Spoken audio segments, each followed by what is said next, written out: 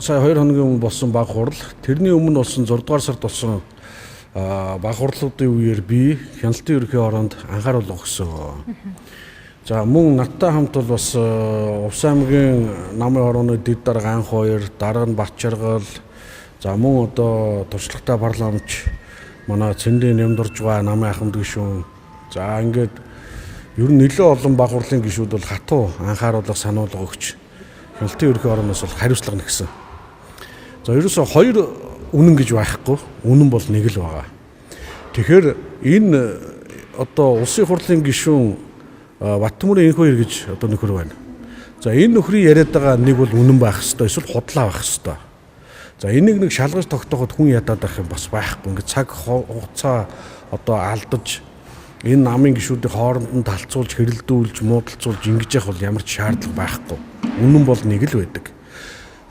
Би бол одоо жишээ нь өмнө ч гэсэн сангийн сайд Болдын Жавхлан, за Чимдийн Хүрлбаатар, за энэ Амар Баясгалан, Оюун Эрдэнэ, Нямдорж гэдэг энэ улсуудын талаар олон одоо юм элтэд худал гүтгэлгийн асуудал дээр бол одоо чимээг дугаа байсан. За одоо сүүл рүүгээ ингээд одоо хүн алсан, 30 сая доллар бэлэн аваа явсан бэлнэр гэж байгаа шүү. За ингээд авгаа хөвгт нь оргон зайлсан гэдэг одоо бүр айл хотол гэр хүн ам нас одоо бүр ярихгүй юмгүй боллоо. Тэгэхээр одоо эсвэл энэ намаас гараад яар. Зайлж гаад яар. Эсвэл энэ одоо миний нэр дурдсан 6 улсууд энэ намаас гарч гаад одоо яар. Аль нэг талдаа гарч гаад энэ асуудлаа яар. Тэгэхгүй ингээ нам дотроо ингээ намаа хаглаад хуваагаад хагчаад хэмхчээд өшгчөөд ингээд одоо байж болохгүй. За яг үүндээ бол одоо нэг нүгүү хэлэхэд энэ хоёр гэдэг хүн бол энэ Монгол ардын намд их өстэй одоо гомдолтой байдаг юм уу, эсвэл одоо сайд болгоогүй, ажил албан тушаал томилсонгүй гэдэг ингээд одоо бухимдаа дургуутсаад уурлаад идэв юм бүүмэд хавцсан орцсон болгоно ингэж гүтгэж гүжирдэж доромжилж идэг. Одоо бид нар ч бас багцаа байна. Би одоо жишээ нь Монгол улсын эдийн засаг санхүү ялангуяа мөнгөний гүйлгээний асуудлыг одоо маш их хянаж одоо шалгаж идэг хүн та нар мэдэн шүү дээ. Шилэн данс хяндаг. Тэгээ шилэн цогоо гэдэг гоц тэ намаа гэж одоо бүр ингээд одоо 9-10 жил хянлаа. Яг үнэндээ Монгол улсад өнөөдөр бэлэнээр ингээд 30 сая доллар бариа гүйжээдэг тийм мангар амтан байхгүй. Нэгд хоёрд нь Монгол улсад тийм их хэмжээний мөнгө байхгүй. Эцэг ямар ч эрүүл ухаантай хүн ойлгоход энэ төмпөн дотор хэвс угаахгүй шүү дээ. Тэгэхээр одоо эрхэм нөхөд минь энэ асуудлаа нэг тийш нь гарга. Энэ хэрэлдэж зодтолтоод байгаа хүмүүсээ энэ намын дүрм журм заасан хариуцлага тооцоод энд явуул. Тэгээ одоо явж байгаад гарч байгаад яар. Энэ одоо намыг одоо бид нар бас нэг хэрүүл уруулгүй тэ эвтэй найрамдалтай байж байгаад энэ дараагийн энэ сонгуулийн мөрийн хөтөлбөрүүд, сонгуулийн үйл ажиллагаануудад ороод явах ийм л одоо хүсэлтэй байна. Тийм учраас би одоо ингээд өнөөдөр ийм хариуцлага тооцоолох баг хурлын гишүүдийн гарын үсгийг цуглуулж байна. Энх хоёр гишүүний хувьд бол намын эрх ашиг улсын эрх ашигын дээр байх ёсгүй. Би улсын эрх ашигын төлөө ингэж дуурж байна гэдэг зүйлийг хэлээд байгаа шүү дээ. Ер нь яг намаас хөөх тийм үндэслэл шалгуур шаардлага ч юм уу тийм бүрдсэн зүйл байдаг юм уу? Тэрийг бол хяналтын хоноо тогтооно. Одоо намын одоо гишүүнээр байх үгүй асуудлыг бол хяналтын хороо тогтооно. Бид нар бол тогтоож өгөөч л гэж хандж байна. Тэгээ нэгт хоёрд нь мэдээж улсын эрх ашиг дээр мөн үнэн. Улсын эрх ашигыг өрөөл бусдыг гүтгэж доромжилж гутгааж одоо тэр улсын эрх ашигыг хангана гэж бол байхгүй. Гэж хуультай улс, дүрмтэй, журамтай улс. Тэр хууль дүрм журам шүүхийн шийдвэрч байдаг юм уу? Эсвэл одоо хэрэг бүртгэлт мөрдөн байцаалтын нотлогдож тогтоогдсон бичиг цаас энэ юмнуудаар л одоо тэр шударгаас тэр улсын эрх ашиг гэдэг юм чи явна. Тий зөвхөн энэ хоёр улстай хайртай бусд нь улстай хайргүй улсууд бол биш. Харин ч энэ хоёрыг бодвол илүү энэ улс оронд илүү их хийж бүтээсэн улс орондоо гавьяа зүтгэлэн байгуулсан илүү их орончд байж магадгүй шүү. Би харин тэрэн дээр бол одоо бүр илүү одоо бас ихтгэлтэй байна. Энх хоёр гишүүн өчтөр бас архитектурын тэнцэх газарт очиж гэрчийн мэдүүлэг өгснөө мэдгдсэн шүү дээ. Тэгэхээр энэ бас хэргийнхаа үнэн мөнийг тогтоолохоор яваад тэр юугаа ярьдیں۔ Тэр хэргийн оролцогч юм бол тэр хүн ярина шүү дээ. Хэргийн оролцогч биш бол тэр зүгээр шоудж яахгүй юу? Би бас инквиригаа мэдэн шүү дээ. Тэг нэг өрөөнд одоо бас 3-4 жил хамт амьдэрсэн. Бид хоёр нэг цай кофего хуваагаад ууж ясан усуд мэднэ. Тэг худлаа ярьж байгаа. Худлаа ярьж байгааг би мэдж байгаа.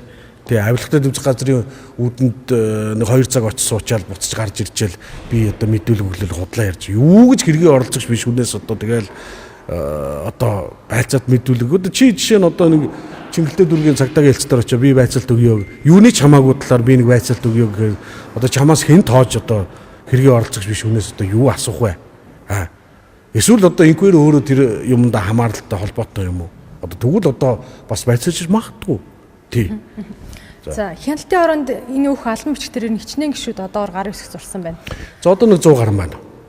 100 гаруй байна. Өчигдөр бас бид нэрээс гадуур дотор явж хүмүүсүүдтэй очиод уулзаад зурулаад юу яла. Яг үүндээ би бол бас энэ хяналтын хороонд энэ одоо өгж байгаа шаардлагынхаа талаар бас нийтэд ил тод бас нэг одоо бас ярьж хэлэмгүй байна. Энэ зурж байгаа нэгдүгürt одоо 470 хүн зориулсан тэр хүмүүст одоо ийм дээр нь энэ хүмүүсийн нэр төртэй холбоотой нэр төр халдсан гүтгсэн асуудлуудаар холбоотой асуудлаар би хандж байгаа учраас тэрийг тэгж гүтгэлээ энийг ингэж гүтгэлээ гэж яриад байх нь өөрөө бас нэг гүтгэлгийн одоо уламжилсан дамжуулсан ч гэдэм үү те дахин давтсан ийм асуудал болчих магадгүй учраас тэр хүмүүсийн нэр хүндийг хайрлаж байгаа учраас би одоо бас ингээд за ийм үргэлжлэл явж байгаа шүү те одоо ирээд уншаад тэгээд одоо санаа нийлж ивэл зураарай л гэж байгаа.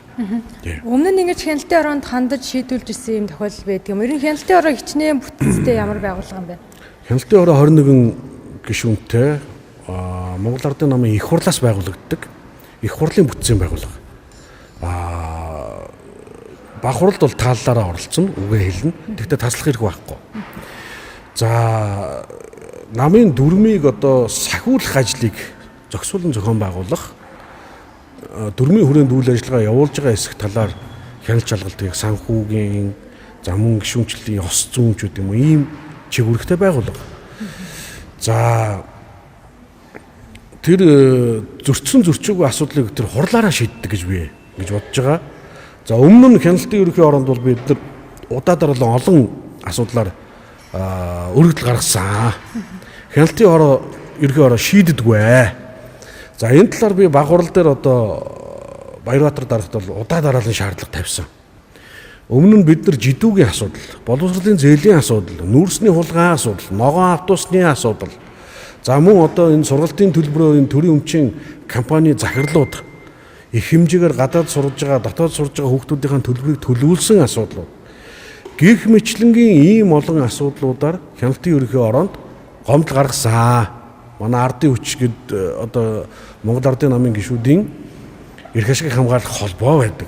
Энэ холбооноос бид нар бүгдээрээ гар хөлийн үсэг зуруулаад өгж исэн. Одоогийн байдлаар энэ Баярбаатар гэдэг нөхөр ерөөсөө нэгч өргөдлийн асуудлыг шийдвэрлээгүй.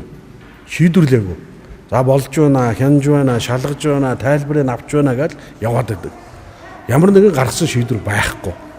Тэгэхээр одоо энэ удаад одоо бид нар энэ асуудлыг одоо хэрвээ шийдвэрлэхгүй бол энэ хяналтын ерөнхий хороо гэдэг байгууллага байх хэсэг асуудлыг одоо 31-р их хурал одоо 11 сарын 15-16-нд хурал болох ч шүү дээ. Энэ асуудлаар би бол ярина. Би их хурлын төлөөлөгчөөр сонгогдно гэдэгтээ бол итгэлтэй байгаа. Манай сэлэнгчүүд намайг 5-6 удаа бас энэ баг хурал их хуралд бол сонгож ингэж явуулж ирсэн.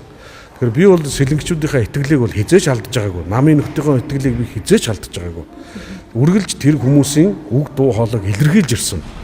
Тийм учраас би энэ 31-р их хурал дээр намын хяналтын ерөнхий ороог байлгах хэсэг асуудал талаар энэ хяналтын ерөнхий орооны одоо бүтэц зохион байгуулалтын асуудлаар хатуу одоо шүмжил өрнүүлж одоо асуудал дэвшүүлж ярина. Хяналтын орооны даргыг ер нь солих асуудал яригдж байгаа юу? Баярбаатар гишүүний хувьд бол улсын хурлын гишүүн шүү дээ. Тэгээ хавсран гүйцэтгэж болохгүй ажлыг энэ хийгээд байна гэдэг юм мэдээлэл бас инх баяр гишүүн яриа. Болно л доо. Нам гэдэг чинь төрийн ус байгуулах шүү дээ. Орон тооны ажил юм шүү. Хяналтын ороонд дарга нь. Гэж манай их хурлын гишүүд бүгдээрээ нэг аль нэг юмны уяачтай холбоо, гэр зурагчтай холбоо, юуны холбоо бүгдээрээ бүтэн фул тайм холбооны тэргүүнүүд байдаг шүү дээ. Тэгээ одоо Баярбаатар болно болохгүй гэж юм байхгүй болно. Тэгэхдээ хийж байгаа ажлаа хариуцлагатай хийх ёстой. Хариуцлагатай. Одоо намын дарга оюун эрдэнэ гэдэг улсын хурлын гишүүн жишээ нь байж байгаа шүү дээ. Намын даргач бас бүтэн цагийн ажил шүү дээ. Ардс намын дарга цогтгөрл гэдээ байгаа шүү дээ миний амьдаа. Бас бүтэн цагийн ажил шүү дээ.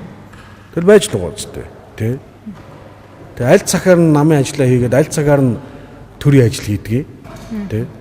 Тэгээ намын дарга гэдэг чинь нам гэдэг чинь төрийн байгууллага мөн биз дээ. Тэ. Тэгээ намын дарга гэдэг чинь бас бүтэн цагийн ажил мөн биз дээ. Мөн. Тэгээ манай инквайри юм мангуул та. Манай инквайри чинь юм мэдхгүй. Тэгээ надаас уул юм асуудаг зөвлөдөг байсан. Тэгээ одоо ингээд хаа хамаагүй бураал гэдэг болчиход байгаа юм.